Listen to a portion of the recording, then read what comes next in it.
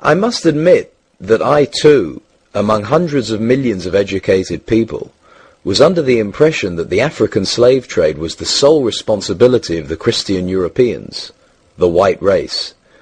That is, until I started exploring the subject in greater depth, and especially after reading an incredibly enlightening book called The Legacy of Arab Islam in Africa by John Alambila Azuma. My whole perspective and understanding has changed dramatically, and I would like you to tell us more about this subject. The success of Muhammadan Islam in deceiving, misinforming, deforming, and contorting both history and reality over a period of almost 1400 years has been astounding. That is, until now. The greatest tragedy about this particular subject is that most of the descendants of African slavery, the black people in the Americas, around the world, as well as among the African blacks, are totally ignorant of the actual facts. Before we lose the concentration of our listeners, I would like to make the following statement and then prove it. That the worst, most inhumane and most diabolical institution of the black African slave trade was initiated, refined, perpetrated, and implemented by the Mohammedan Arabs and later aided and abetted by the black converts to Mohammedan Islam. I predict that, as usual, the two subcultures, those of denial of facts and of political correctness, will attack us without once disproving a single statement and or conclusion that we make. Slavery was not created by the white races, because it has existed throughout human history and practiced by every tribe, culture, civilization, racial group, and religion. In fact, the very word slavery has its root in the name Slav, based upon the Slavic peoples of Europe who were subjugated by other Europeans. It is not common knowledge that the Arabic word abd is synonymous with the meaning of slave. For example, Abdullah means literally the slave of Allah, and that in the language of the Arabs, all black peoples are called abid, plural, for slaves. While much has been written concerning the transatlantic slave trade, surprisingly little attention has been paid to the Islamic slave trade across the Sahara, the Red Sea, and the Indian Ocean. While the European involvement in the African transatlantic slave trade to the Americas lasted for just over 3 centuries, the Arab involvement in the African slave trade has lasted 14 centuries, and in some parts of the Mohammedan world is still continuing to this day. The birth of Mohammedan Islam and its conquests brought about the birth of institutionalized, systematized, and religiously sanctioned slave trade on a massive and global scale. In fact, the Quran allows the taking of slaves as booty or reward for wars of aggression against any and all unbelievers, most of the human population.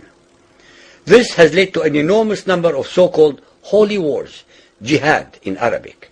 There was and is absolutely nothing holy about these wars, which are primarily to plunder, slaughter, rape, subjugate, and rob other human beings of their wealth, produce, freedom, and dignity.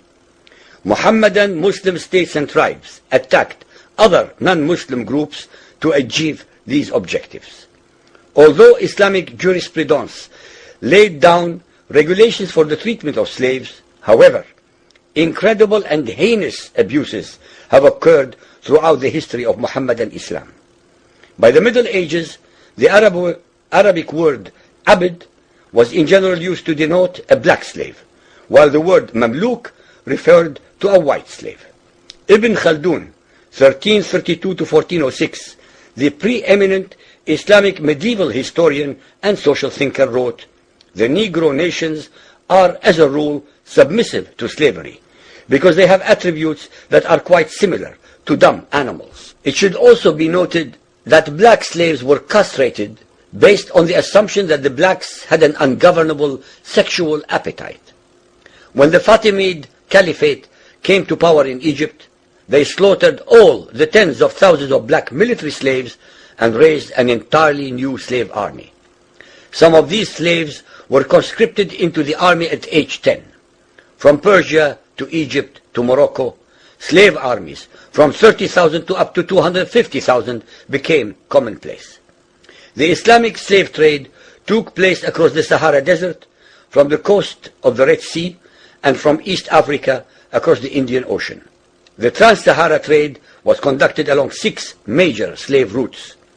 Just in the 19th century, for which we have more accurate records, 1.2 million slaves were brought across the Sahara into the Middle East, as well as a further 450,000 down the Red Sea and 442,000 from the East African coastal ports. That is a total of 2 million black slaves just in the 1800s. At least 8 million more were calculated to have died before reaching the Muslim slave markets. A comparison of the Islamic slave trade to the American slave trade reveals some extremely interesting contrasts. While 2 out of every 3 slaves shipped across the Atlantic were men, the proportions were reversed in the Islamic slave trade. 2 women for every man were enslaved by the Muslims. While the mortality rate of slaves being transported across the Atlantic was as high as 10%, the percentage of slaves dying in transit in the Trans-Sahara and East African slave market was a staggering 80 to 90%. While almost all the slaves shipped across the Atlantic were for agricultural work, most of the slaves destined for the Muslim Middle East were for sexual exploitation as concubines, in harems, and for military service. While many children were born to the slaves in the Americas, the millions of their descendants are citizens in Brazil and the United States today. Very few descendants of the slaves that ended up in the Middle East survive. While most slaves who went to the Americas could marry and have families, most of the male slaves destined for the Middle East were castrated, and most of the children born to the women were killed at birth. It is estimated that possibly as many as 11 million Africans were transported across the Atlantic, 95% of which went to South and Central America, mainly to Portuguese, Spanish, and French possessions. Only 5% of the slaves ended up in what we call the United States today. However, a minimum of 28 million Africans were enslaved in the Muslim Middle East. Since at least 80% of those captured by Muslim slave traders were calculated to have died before reaching the slave markets, it is believed that the death toll from 1400 years of Arab and Muslim slave raids into Africa could have been as high as 112 millions. When added to the number of those sold in the slave markets, the total number of African victims of the trans-Saharan and East African slave trade could be significantly higher than 140 million people. What is obscene about this whole subject is the Muhammadan, Muslim, and Arab culture of denial regarding their complicity in the African slave trade, as well as the ignorance of black Muslims about the reality of their past and present conditions. The statistics and reports above are based upon the logbooks kept at the African slave ports, ship logs, travelers' reports, eyewitness accounts, etc. Ladies and gentlemen, the facts and reality of Muhammadan Islam's complicity in the slave trade and their inhuman depravity are infinitely more devastating, more staggering, and more incomprehensible than all the nightmare fictions in the